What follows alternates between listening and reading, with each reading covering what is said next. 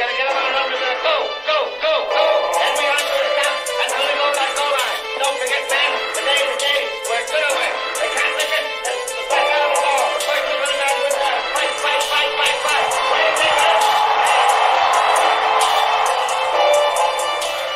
Hello, everyone. This is Onward to Victory, a Notre Dame football podcast, and I am your host, Alex Painter. Thank you for electing to join me on this fine morning, afternoon, evening, whenever it is that you are listening. I sincerely hope that you had an opportunity to listen to the last episode. It was our first in our Notre Dame in the Civil War 3-part series.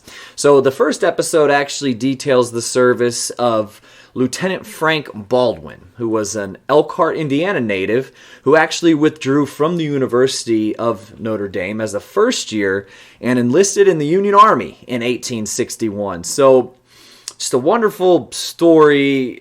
It's not necessarily a happy story, not to give any spoilers out. Just go listen to it. But it's a story of dedication, a story of sacrifice, a story of service. And as I traditionally do, I normally reread each script after I release the episode. After it's been released, I might get a little bit of feedback about it, just in case there's any addendums that, I'd like to add to the episode, talking about the previous episode on the current episode.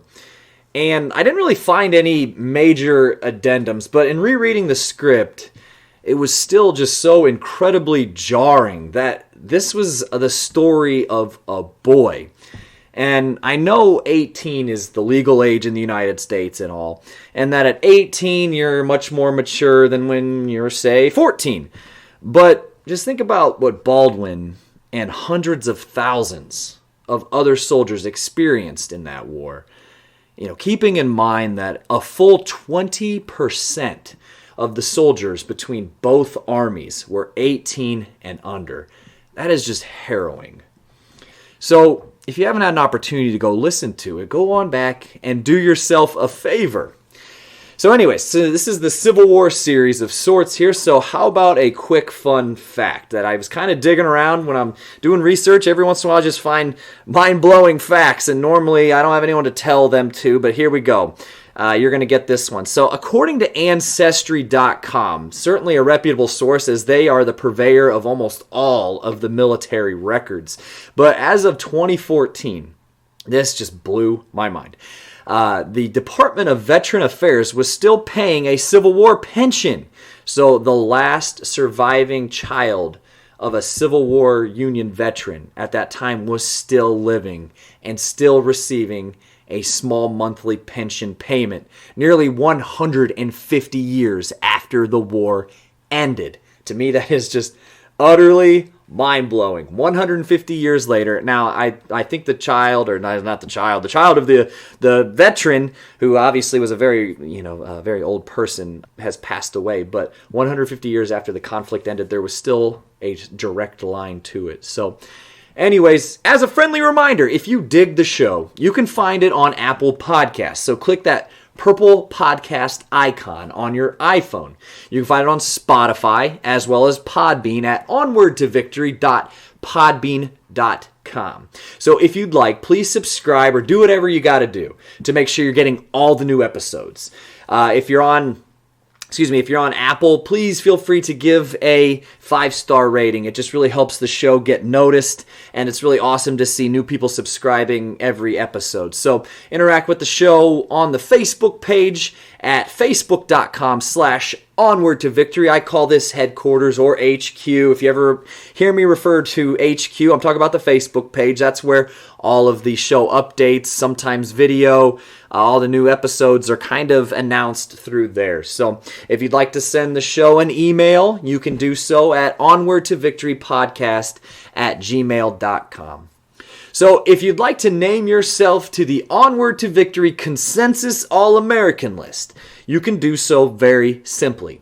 A $10 donation to the show will sponsor an episode and get your name called out as a Consensus All-American over the air. So you can donate at paypal.me/ Onward to Victory for a one-time donation. Or if you'd like to donate a certain amount per month, any denomination is greatly, greatly appreciated. But you can jump over to patreon.com/Onward to Victory podcast. And I mentioned any support is greatly appreciated. And so this can also include liking, of course, listening, which you're doing right now, sharing the episodes, and corresponding with the show as well. So those are always free. So, and as always, thank you to Joseph Rakish, who allows the show to use his song Knut Rockne as the theme. You can find the jam on Spotify, iTunes, SoundCloud, or YouTube, so go give it a spin. I feel like it sets the tone for the show very well.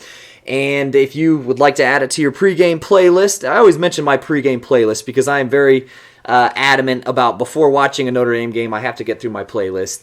Maybe one of these days we'll talk about some of our favorite pregame playlist songs. They're all Irish in theme, but it's on mine. I listen to it before every game, so you should too.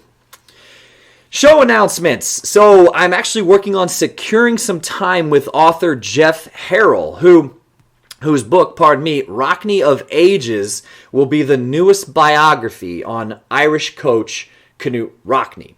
It's due out this year, possibly even next month or in March. But if you remember, I kind of mentioned him during episode 10, which was the true crime episode about Knut Rockne's plane crash. So Jeff is someone who writes extremely eloquently about the mob bomb theory. And in fact, when I was doing research for the episode 10, again, the true crime episode about the plane crash, I really, as I mentioned, just very elegant, very eloquent. Jeff wrote an article for Notre Dame Magazine, which is the Notre Dame alumni magazine, in the spring of last year about the theory. So, again, go back and listen to episode 10 if you haven't already. But I'm really, really excited at the prospect of talking to Jeff next time I'm up in South Bend.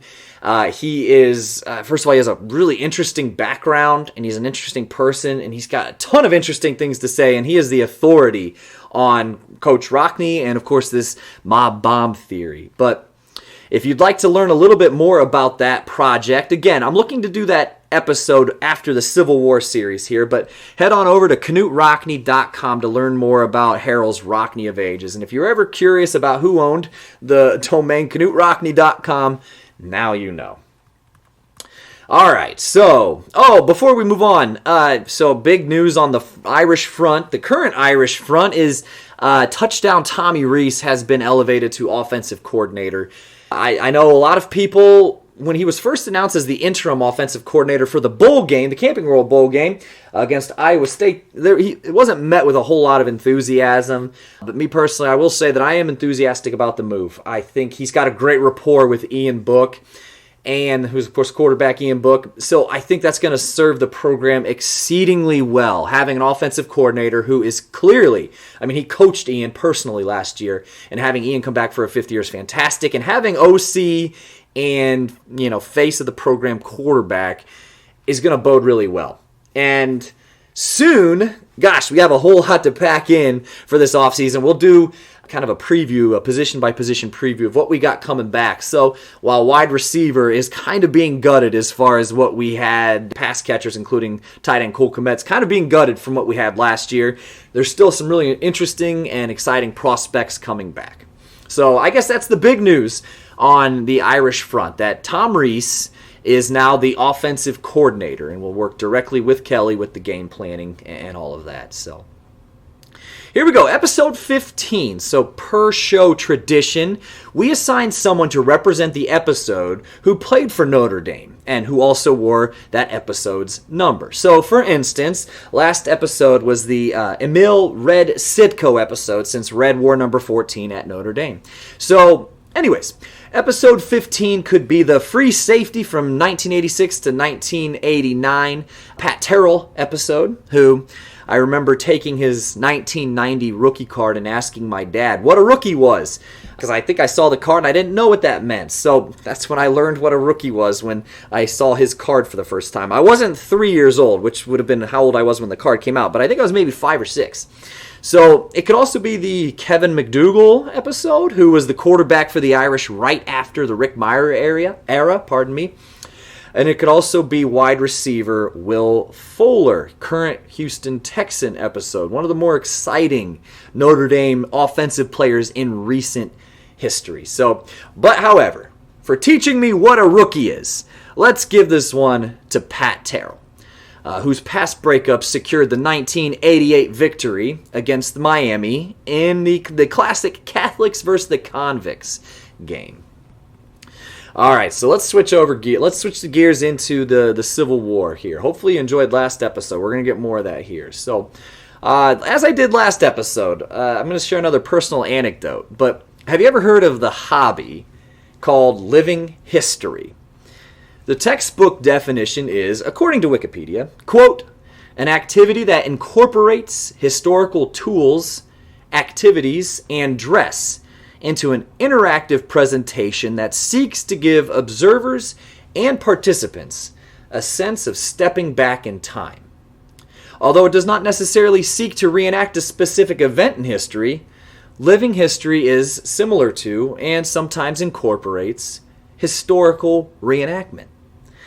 Living history is an educational medium used by living history museums, historic sites, heritage interpreters, schools, and historical reenactment groups to educate the public or their own members in particular areas of history, such as clothing styles, pastimes, and handicrafts, or to simply convey a sense of everyday life of a certain period of history. End quote.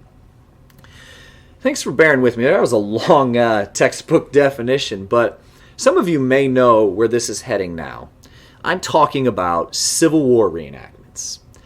And last episode, as I mentioned earlier, I talked about the kind of flashpoint moment where my interest in the Civil War started with a simple book. So within 2 years of first acquiring that book, via my parents, of course, I was a little young and didn't make the purchase on my own, but within 2 years, I found myself as a preteen defying pretty much every bone in my force sport playing self. And I, quote, enlisted in the 30th Indiana Infantry, Company F, an outfit of Civil War reenactors based out of my hometown of Fort Wayne, Indiana. So I've mentioned that I had a paper route as a kid, and this is true, and I would actually read almost daily the sports page, all the happenings of Irish football, among other programs of interest, Major League Baseball and all that. But really, I was using the money I was saving from the paper route to buy reenactor gear. And it was a mighty expensive habit. So if you ever see those reenactors, first of all, yes, they're all normal people, but they're probably about as nerdy as it gets. And I say this with love. But really, there is a lot of dedication that goes into the hobby and a lot of money, a lot of finances. Within a couple of years, I had everything: jacket, pants, canteen, hat, belt, period, toothbrush, silverware, knapsack, you name it. So I was about 12 at this time, so I couldn't legally carry a period musket into the staged fights yet. But I'll never forget my first Civil War reenactment.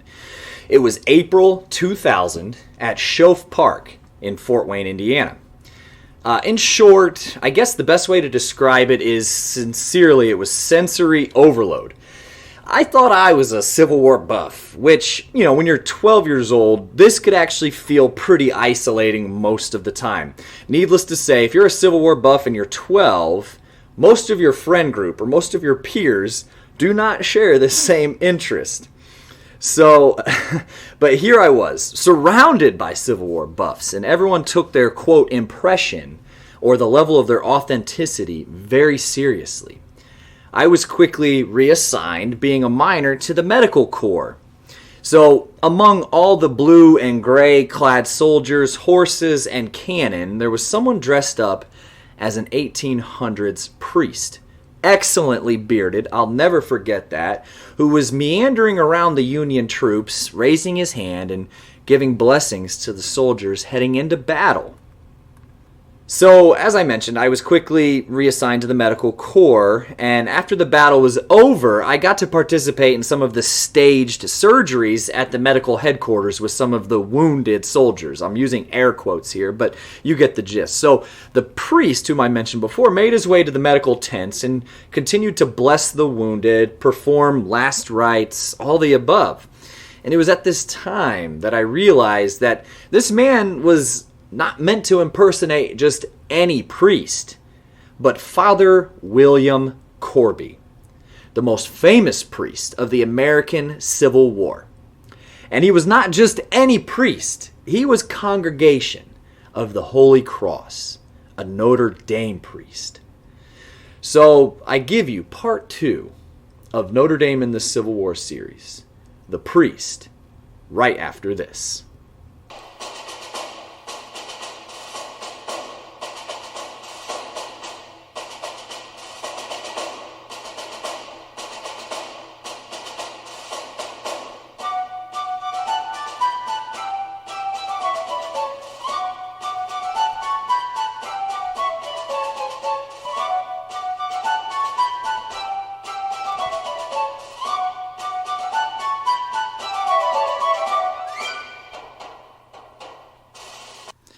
William Corby was born in Detroit, Michigan on October 2nd, 1833, to Father Daniel Corby, who was an Ireland native, and Mother Elizabeth, who hailed from Canada. Daniel was a prominent real estate developer in Detroit and a fervent supporter of the many Detroit parishes, including building many of the churches. His son William was educated in what would be considered the public schools of the day until he was 16 years old. It was at that point he joined his father's business for a few years. Realizing that William had a calling to the priesthood and a strong desire to go to college, Daniel sent William and his 2 younger brothers to the University of Notre Dame, roughly 220 miles southwest of Detroit. The school was staffed then, just as it is today, by the Congregation of the Holy Cross. William and his brothers arrived in 1853. So at this point, Notre Dame was exactly 11 years old. And the university was still a fledgling school at this point, and financial issues were commonplace for the first few decades of the school's existence. If you've ever been to campus, or if you've ever seen pictures, you are aware that Notre Dame sits adjacent to 2 small bodies of water, the St. Mary's and the St. Joseph's Lakes. A couple years after Corby arrived, the college, in addition to issues of finance, was also having issues with cholera, malaria, and typhus outbreaks, thanks to the stream that connected the lakes and turned that area in between them into a swampy mess and a breeding ground for disease-carrying flies and insects. After 2 students died of disease in 1855, Father Edward Sorin, president of the college, convinced the owner of the adjacent land with the dammed stream to sell it to the college. Just as the transaction was nearing completion, the farmer left town, and Sorin was reportedly furious. So he sent half a dozen of his strongest, brawniest priests to go and take matters into their own hands and destroy the dam with hammers, pickaxes, and shovels, which creates a really interesting mental picture. But anyways, the college hadn't acquired the land yet, but the marsh soon dried up, and the diseases disappeared. Isn't the early history of Notre Dame interesting? Corby rose up the ranks quickly, entering the novitiate in 1856, and being fully ordained as a priest 3 years later in 1859. As was mentioned in the last episode, Sorin soon named now Father Corby as the prefect of discipline, who naturally would have handled all the disciplinary matters in a dean of students type role. In 1861, he actually became a pastor at a local South Bend church. So in that same year, 1861, the American Civil War broke out. Several students, including subject of the last episode, Frank Baldwin, joined the infantry. Father Corby, as well as 7 other Notre Dame priests, joined the Union Army's chaplain corps. In addition to these men, more than 80 sisters of the Holy Cross volunteered to nurse the sick and wounded back to health in the Army hospitals. Upon entering the chaplain corps, Corby was soon assigned to the 88th New York Volunteer Infantry in late 1861. Very appropriately, the regiment would gain esteem as a member of the famous Irish Brigade. The unit was comprised mostly of Irish immigrants or the sons of Irish immigrants. Throughout the year 1862, the brigade would see combat in almost every major battle of the Eastern Theater of the war. So, just to clarify, when we discussed Frank Baldwin last episode, he would have been serving in what was known as the Western Theater of the war. So this included battles, the whole theater included battles, I should say, in the states of Alabama, Georgia, Florida, Mississippi, North Carolina, Kentucky, South Carolina, and Tennessee. Yes, I know some of those states are technically east, but it was always considered the Western Theater of war. So battles, as we talked about last episode, such as Shiloh and Stones River, would have been considered the Western Theater. So the Eastern Theater mostly consisted of Virginia, Maryland, and Pennsylvania. Typically, after over a century and a half of research, books, film, movies, etc., the Eastern Theater typically gets more attention. And this is because the capital of the Union, Washington, D.C., of course, and the Confederacy, Richmond, Virginia, were both in the East, as well as many of the most famous commanders and battles were fought in the East as well. I think there may be a perception that chaplains were stationed safely in the rear during battle. This was not so. As the editor of Corby's papers, L.F. Cole shared, quote, "Chaplains, like officers, won the common soldier's respect with their bravery under fire. Father Corby's willingness to share the hardships of the men with a light-hearted attitude and his calm heroism in bringing spiritual and physical comfort to men in the thick of the fighting won him the esteem and friendship of the men he served. Frequently under fire, Corby moved among casualties on the field, giving assistance to the wounded and absolution to the dying. For days after the battles, he inhabited the field hospitals to bring comfort to men in pain." End quote. In 1862, the Irish Brigade served in the 7 Days battles, the Battle of Antietam, which was the bloodiest single day of the war, as well as the Battle of Fredericksburg. At Fredericksburg, 545 of the brigade's 1,200 men were killed or wounded. One soldier later wrote that at Fredericksburg, quote, "Irish blood and Irish bones cover that terrible field today. We were slaughtered." End quote. Heading into 1863, the Irish Brigade, once numbering around 3,000 men, had been reduced to just several hundred men. In the summer of 1863, after 2 years of fighting almost exclusively in Virginia, Confederate General Robert E. Lee planned a risky invasion of the North. It would ultimately lead to the Battle of Gettysburg, the largest battle in the history of North America, fought between July 1st and July 3rd, 1863. On the second day of the fight, the Irish Brigade went to move into action near the Wheatfield portion of the battlefield. A Confederate attack on the Union's left had been successful in driving most of the troops in blue back. The Union Army's flank was in danger of complete disintegration. The Irish Brigade, who served in Caldwell's division, and for quick review, a division was typically a unit comprised of 3 to 5 brigades, were waiting to be thrown into action. They would see battle in mere minutes, throwing a vicious counterattack back at the Confederates.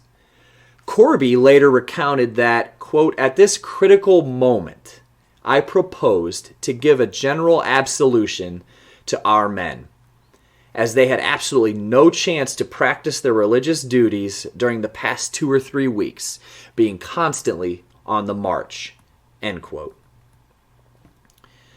Corby quickly found an outcropping of rocks and stood in front of the men and boys of the Irish Brigade, raising his right hand high to give them absolution, knowing well that many of them would not return to the Union lines.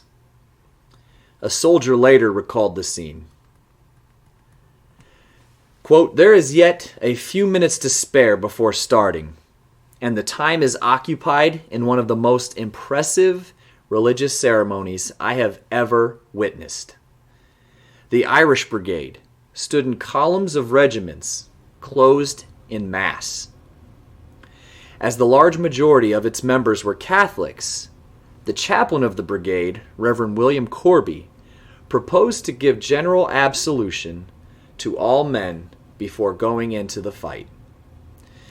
While this is customary in the armies of Catholic countries of Europe, it was perhaps the first time it was ever witnessed on this continent.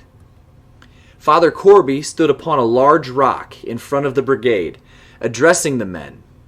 He explained what he was about to do, saying that each of them would receive the benefit of absolution by making a sincere act of contrition, and firmly resolving to embrace the first opportunity of confessing his sins, urging them to do their duty as well, and reminding them of the high and sacred nature of their trust as soldiers and the noble object for which they fought. The brigade was standing at order arms, and as he closed his address, every man fell on his knees with head bowed down. Then, stretching his right hand towards the brigade, Father Corby pronounced the words of absolution. The scene was more than impressive. It was awe-inspiring. Nearby stood General Winfield Scott Hancock, surrounded by a brilliant throng of officers who had gathered to witness this very unusual occurrence. And while there was profound silence in the ranks, over to the left, out by the peach orchard in Little Round Top, the roar of battle rose and swelled and echoed through the woods. The act seemed to be in harmony with the surroundings. I do not think there was a man in the brigade who did not offer up a heartfelt prayer. For some, it was their last. They knelt there in their grave clothes. In less than a half hour, many of them were numbered with the dead of July 2nd. End quote. The Irish Brigade's fierce counterattack helped stave off the Confederate offensive during the second day of Gettysburg. Of the 530 fearless sons of Erin, as they were called, 320 were killed that day. Corby's precious few moments with the brigade in prayer has been widely credited with giving the already elite fighting unit the fortitude to carry on in the face of such carnage. After the war, Father William Corby returned to Notre Dame. He would rise and become the 3rd president of the university, and then the 6th president of the university from 1866 to 1872, and then 1877 to 1881, respectively. His first appointment to the office would come 1 year after the Civil War had ended in 1865. Just as a Father Corby fun fact, he remains the only Notre Dame president to serve 2 non-consecutive terms. Kind of the Grover Cleveland of Notre Dame, if you will. Some of the achievements as president include opening Notre Dame's law school in 1869. In 1871, he oversaw the beginning of the construction of the Basilica of the Sacred Heart.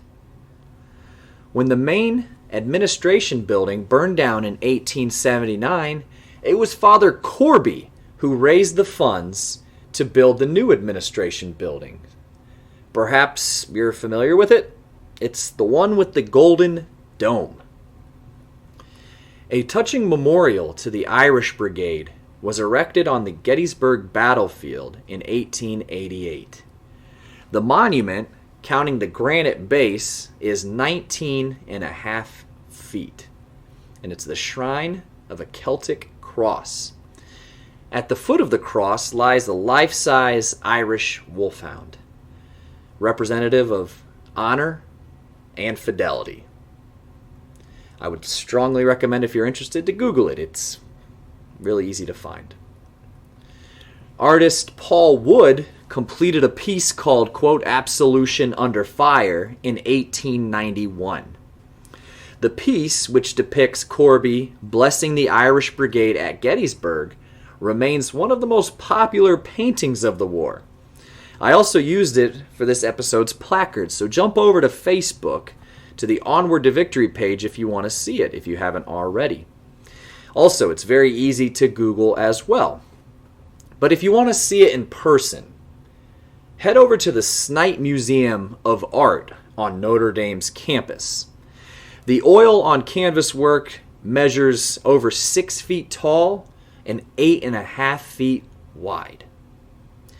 As something of a public service announcement and a plug for the Snite Art Museum on Notre Dame's campus, the museum is always free and open to the public. Stop on in. See Absolution Under Fire. Corby died right after Christmas in 1897 at the age of 64. If some of you are familiar with Notre Dame's campus, there's a small cemetery on the main drive for which Corby is buried in, if you were ever interested in paying your respects. In 1910, a statue by William Murray depicting Corby with his right hand raised in a gesture of prayer and blessing was placed on the exact same boulder he stood on in July of 1863 with the sons of Aaron at the Gettysburg battlefield. It was the first statue of a non-general erected on the battlefield. So if you're ever there at Gettysburg, you simply can't miss it. A year later, on Memorial Day 1911, a replica of Corby's Gettysburg Monument was unveiled at Notre Dame. It stands upon a boulder that was brought to campus directly from the Gettysburg battlefield. And appropriately, it sits right outside Corby Hall, where the Holy Cross Religious Order live. It is the only monument to Notre Dame and the Congregation of Holy Cross's contribution to the Civil War on campus. And it's in good company. With Touchdown Jesus and First Down Moses, you can still see Fair Catch Corby whenever you visit campus. We'll be right back.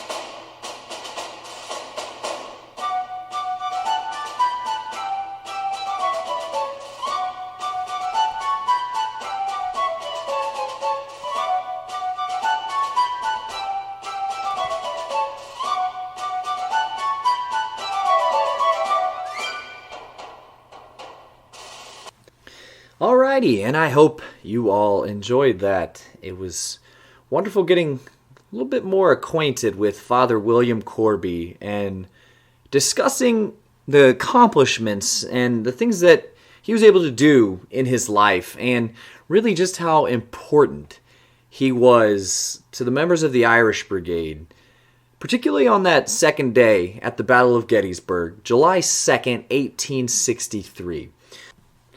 And of course, if you can imagine, the men of the Irish Brigade had seen battle before at this point, countless times really, and there was no illusions about it. They knew that there would be many of them who would not return to camp that night, and the faith and the trust that they put into Father Corby at that particular moment is, I think it's, in the scene it was described as awe-inspiring, and I don't believe that there's a better word for it other than awe-inspiring.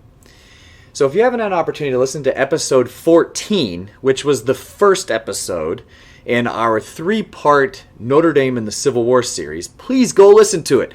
You're probably picking up, Alex might want you to go listen to the first episode, because I think the first episode is in line with this one, but with just a completely different, obviously completely different individual, but a completely different walk of life, but still sharing that sacrifice and dedication to a cause. And I think that that's one of my favorite things about reading about history, is you see these people with such resolve, and I don't think that's something that should be taken lightly.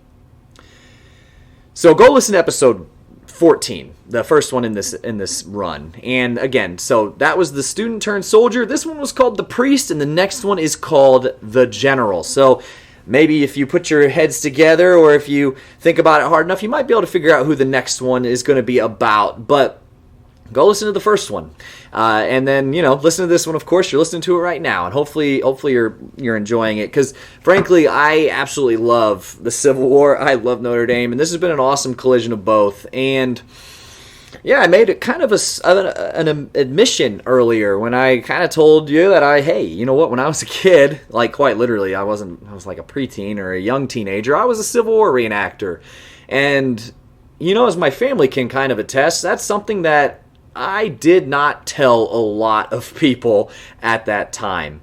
I was kind of the jock type, for lack of a better phrase. I played sports, and that was kind of what really consumed much of my life. But I did have kind of this closet passion that I was crazy enough that on a hot July weekend, it's 95 degrees outside, I'll wear the all wool Civil War uniform, and I'll go do some living history or a Civil War reenactment or whatever have you. So something that I've learned in the last few years, being someone who had this passion and I didn't want anyone to know about it, I was very intentional about not telling people, and very intentional about telling my siblings they better not tell anybody about this. But, if you have a passion, it doesn't matter what it is. Don't hesitate to share it, because passions need to be realized and they need to be shared. And, if you have something you want to fly the flag for, do it willingly, do it enthusiastically, and I won't say a word about it. Go make yourself as happy as you can. Pursue what you're passionate about, and don't hesitate to go try to find people who share it. So that's actually all I have today. So look out for episode 3 in this particular arc. It is titled The General. It's coming up. And as I mentioned earlier in the show, I'm trying to book some time with Jeff Harrell, author, Knut Rockne expert, and hopefully that'll be coming in an eventual show as well. I'm very excited about the prospect of being able to sit down with this guy, maybe go back to Augie's locker room. And if you haven't heard that conversation, that was episode 2, way back, I believe, in July. So, yeah, it feels like an eternity ago. It hasn't been, but I guess the second episode of this show. But anywho, this has been Onward to Victory, a Notre Dame football podcast. Thank you so much for joining me. I can't thank you enough. I am your host, Alex Painter, and as always, go Irish.